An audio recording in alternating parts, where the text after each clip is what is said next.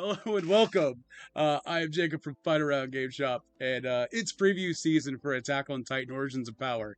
UVS Games has given me a super cool, very special character to reveal, and I couldn't think of a better person to reveal it than our uh, Atlanta Regional Champion, Kevin Broberg. Hey, Kevin, what's up, man? How you doing? Hey, I'm doing great. I'm hashtag reacting over here, man. I pug it out. Holy crap. For those that are wondering why I asked Kevin here specifically, well, it's really simple. He won with a very specific character, Irwin, and I thought it would be really appropriate to have him here to unveil Aaron Smith, Strategic Mastermind. Uh, it's a five-hander. We got one. We got a five-hander. I'm so excited. uh, Oh, this is an authentic five-hander that's right here. Yeah. fantastic. So on the screen you can see the foil versions and the non-foil versions. When they look so good in person.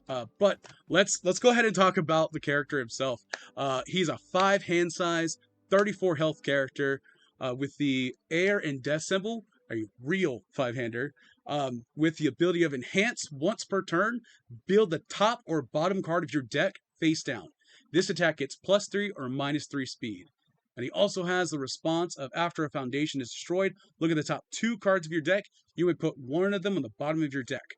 And sacrificing counts as destroying it with your little reminder text. Kevin, what do you think? What do you think? So I love the continuity of wanting to sacrifice his soldiers with the first Irwin Smith. I love how different this is. You know, he got his arm bitten off, so he lost some hand size. That checks out. Um,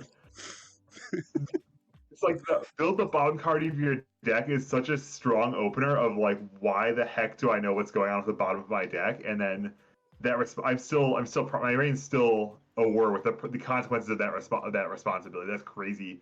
And I love the sub game kind of -3 speed on top of this thing you always want to do. So if you're attacking and you don't build, you're telling your opponent I'm saving the speed pump for something else. Now they have to think about that.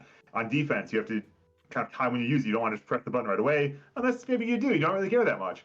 Um, and then yeah, the after Foundation is destroyed, look at your top two cards. You may bottom deck one of them. Okay, so you don't get to rearrange them. So they have to stay in the same order Yep. unless you send one away. Um, but so if you have a good check, you can keep the good check and send the bad check away. You can send away any card you want to end up in your staging area because you can build it with his enhance. Yeah. This is so cool. It's such a cool character. And a little side note, one thing that I like to do is when we shuffle and we cut decks and stuff, I kind of like putting one card on the bottom of the deck every once in a while. And like this is also the fun of like I'm gonna find out what that card is. You can't mess with me. We're gonna find out. I'll build the bottom card. Oh, was that card? Neat. But man, this is such a cool character. He does uh the response alone does a lot of like just makes the neurons fire in my head about like okay, cool. Kind of like Jiro did with except without the rearranging. Um, but it looks so cool. I Yeah, and go on. one of the things, kind of the on the face of the card, it kind of says, you bottom deck them, then you put them in your stage, and then maybe you do something funny with them in your stage. You play Execute Orders, I think is the card from set one. That picks up a card from your staging area. Even with Irwin Smith, Irwin one dot so to speak, the commander Irwin, set one. You build an attack off the top randomly, and then you get to pick that attack up. With this, you can very very deterministically say, well, if I can add a foundation for my stage for my hand, it's going to be a good one. But there's another consequence of this. If you're stacking things at the bottom of the deck, I think this is a thing in Flesh and Blood, or maybe in some specific part of Flesh and Blood metagame of just bottom decking the hot hand. Then you maneuver the game until you get to the bottom of your deck. You draw all those cards at once, and then you completely crush your opponent with this giant stampede of the perfect hand. And we kind of Um, have that like mini game with avoiding conflict from Trigun as well, where like you play two or three of them, you know the last three cards in your deck. So if you're like, I have to check a five, and you're at like the last three cards, oh, I've got it. I've already got there. and hey, even actually, that's actually sick. So even just with avoiding conflict from the jump here, you can build avoiding conflict your stage from the bottom, and then sacrifice it for something, and automatically get that trigger for -5 speed into one attack. All of a sudden, this That's guy can fight some titans, man. that's some big brain stuff right there. That's why you won the regional. uh, but we actually have two more cards to look at. The next one is the Greater Goal, fitting Irwin card name. It's a 2 difficulty 5 check +3 mid block with the effect response flip 1 foundation. After one or more foundations are destroyed, this attack gets +2 or -2 damage. It kind of fuels its, or the character fuels this. No, the character doesn't fuel this. The other one, the first character fuels this. That Smith needs help. He doesn't do that. His half his whole character, like the most exciting part of his character, needs the team to help him and needs his team to go run off and die. Rally his troops, send them out to battle. Oh man. And then our second, or I guess third card, final card, is Injured on the Battlefield. It's a 1/5 +3 mid block foundation with enhanced commit. This attack gets -2 speed. If it has the life symbol, it gets -3 speed instead. Which is just cool. Good. Fundamental staple, yeah. 3 mid block makes it kind of uninspiring. I don't know how many decks it's going to make it into on my part, but I'm sure it's going to make some spotlight decks. I'm sure it's a cool way to kind of, you're going to have a lot of choices if you're playing some -2 speed cards, which ones you want to choose.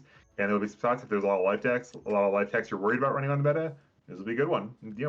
Like in my meta. My meta has a lot of life right now. Oh man. But honestly, I think it's a really solid, like, 1 diff, -2 speed card. I think it's pretty neat. But man, this Irwin though.